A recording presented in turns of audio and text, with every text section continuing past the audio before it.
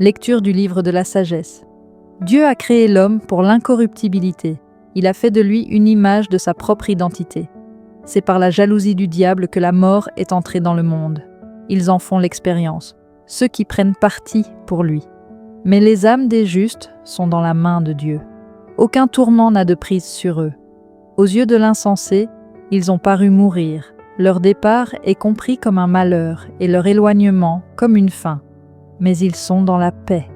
Au regard des hommes, ils ont subi un châtiment, mais l'espérance de l'immortalité les comblait. Après de faibles peines, de grands bienfaits les attendent, car Dieu les a mis à l'épreuve et trouvés dignes de lui. Comme l'or au creuset, il les a éprouvés. Comme une offrande parfaite, il les accueille.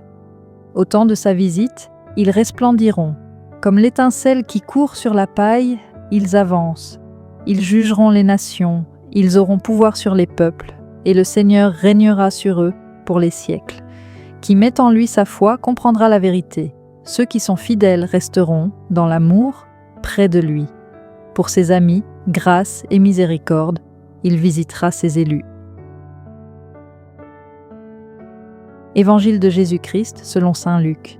En ce temps-là, Jésus disait : « Lequel d'entre vous, quand son serviteur aura labouré ou gardé les bêtes, lui dira à son retour des champs : Viens vite prendre place à table.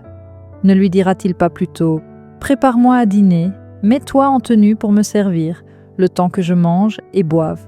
Ensuite tu mangeras et boiras à ton tour. Va-t-il être reconnaissant envers ce serviteur d'avoir exécuté ses ordres ? De même vous aussi, quand vous aurez exécuté tout ce qui vous a été ordonné, dites : Nous sommes de simples serviteurs, nous n'avons fait que notre devoir. Jésus nous fait prendre conscience que, face à Dieu, nous nous trouvons dans une situation semblable. Nous sommes les serviteurs de Dieu. Nous ne sommes pas créditeurs à son égard, mais nous sommes toujours débiteurs, car nous lui devons tout, car chaque chose est son don. Accepter et accomplir sa volonté est l'attitude qu'il faut avoir chaque jour, à chaque moment de notre vie. Nous ne devons jamais nous présenter devant Dieu comme quelqu'un qui croit avoir rendu un service et mériter une grande récompense. Il s'agit d'une illusion qui peut naître chez tous, même chez les personnes qui travaillent beaucoup au service du Seigneur dans l'Église. Nous devons en revanche être conscients que, en réalité, nous ne faisons jamais assez pour Dieu. Nous devons dire, comme nous le suggère Jésus, nous sommes des serviteurs quelconques, nous n'avons fait que notre devoir. C'est une attitude d'humilité qui nous met vraiment à notre place et qui permet au Seigneur d'être vraiment généreux avec nous.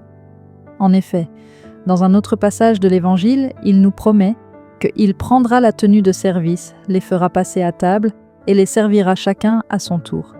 Chers amis, si nous accomplissons chaque jour la volonté de Dieu, avec humilité, sans rien prétendre de lui, ce sera Jésus lui-même qui nous servira, qui nous aidera, qui nous encouragera, qui nous donnera force et sérénité. Aujourd'hui, la parole de Dieu nous rappelle deux vérités profondes. D'abord, que nous avons été créés pour l'incorruptibilité, pour la vie éternelle, et que rien, pas même la mort, ne peut séparer les justes de l'amour de Dieu. Ensuite, Jésus nous enseigne l'humilité du serviteur fidèle. Servir Dieu sans rien attendre en retour, c'est vivre dans la vérité de l'amour gratuit. Lorsque nous faisons notre devoir avec foi, quand nous avançons dans la confiance et l'humilité, Dieu agit silencieusement en nous. Il nous purifie, nous façonne comme l'or dans le feu et nous prépare à goûter sa paix. Alors aujourd'hui, confions nos cœurs au Seigneur. Seigneur, fais de nous des serviteurs humbles et fidèles. Donne-nous la paix des justes et rends-nous dignes de ton amour éternel. Que cette parole t'accompagne tout au long de ta journée. Garde-la dans ton cœur, médite-la et laisse-la transformer ton regard. Merci d'avoir pris ce moment de prière et de méditation avec moi aujourd'hui. Si cette lecture t'a touché, n'oublie pas de cliquer sur le bouton « J'aime », cela aide énormément à partager la parole de Dieu autour de toi. Dis-moi en commentaire quelle phrase t'a le plus parlé aujourd'hui. J'aime lire vos partages et vos témoignages de foi.